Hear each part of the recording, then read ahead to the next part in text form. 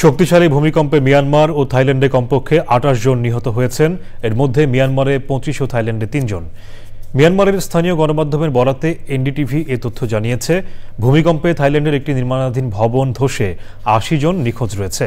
ভূমিকম্পের পর মিয়ানমারের ৬ রাজ্য ও থাইল্যান্ডের ব্যাংককে জরুরি অবস্থা জারি করা হয়েছে। ৭.৭ মাত্রার এই ভূমিকম্পে রাস্তাঘাট সহ বহু ভবন ধসে পড়েছে। ভয়াবহ এই ভূমিকম্পের পর আন্তর্জাতিক সাহায্যের আবেদন জানিয়েছে মিয়ানমারের জান্তা সরকার। বিস্তারিত সুব্রত গাইনের রিপোর্টে। এই ঈদে জামা জুতো অ্যাক্সেসরিজের ডিসকাউন্ট।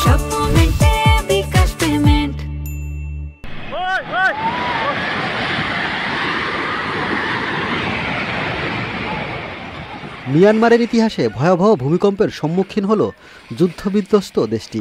যুক্তরাষ্ট্রের ভূতাত্ত্বিক জরিপ সংস্থা ইউএসজিএস বলছে, ভূমিকম্পটির উৎপত্তিস্থল মিয়ানমারের দ্বিতীয় বৃহত্তম শহর মান্দালয় থেকে ১৭.২ কিলোমিটার দূরের সাগাইং শহর। ভূমিকম্পের মাত্রা এতটাই তীব্র ছিল যে থাইল্যান্ডেও ভয়াবহতা দেখা গেছে। এছাড়াও ভূমিকম্পে কেঁপেছে বাংলাদেশ, ভারত, চীন, লাওস সহ পার্শ্ববর্তী দেশ। মিয়ানমারের এই শক্তিশালী ভূমিকম্পে নিহতের সংখ্যা বাড়ছেই। এর মধ্যে একটি মসজিদ আংশিকভাবে ভেঙে পড়ে বেশ কয়েকজনের মৃত্যুর খবর পাওয়া গেছে। দেশটির বাগো অঞ্চলে ভূমিকম্পের কারণে মসজিদের একাংশ ধসে তাদের মৃত্যু হয় বলে সংবাদ সংস্থা রয়টার্স জানিয়েছে। ভূমিকম্পে মিয়ানমারে ইরাবতী নদীর ওপর ব্রিটিশ আমলে নির্মিত ৯১ বছরের আভা সেতু ধসে পড়েছে মিয়ানমারের বহু ভবন, রাস্তাঘাট ও ধর্মীয় উপাসনালয়। থাইল্যান্ডে ভূমিকম্পে ধ্বংসস্তূপের নিচে চাপা পড়ে কয়েকজনের মৃত্যু হয়েছে।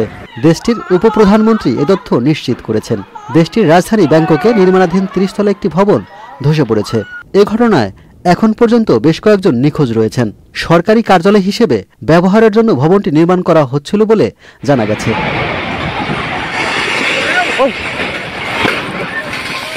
ভূমিকম্পের পর মিয়ানমারের ৬টি রাজ্য ও থাইল্যান্ডের রাজধানী ব্যাংককে জরুরি অবস্থা জারি করা হয়েছে। এছাড়া ভয়াবহ এই ভূমিকম্পের পর আন্তর্জাতিক সাহায্যের আবেদন জানিয়েছেন মিয়ানমারের জান্তা সরকার। Subrata Gain, channel I.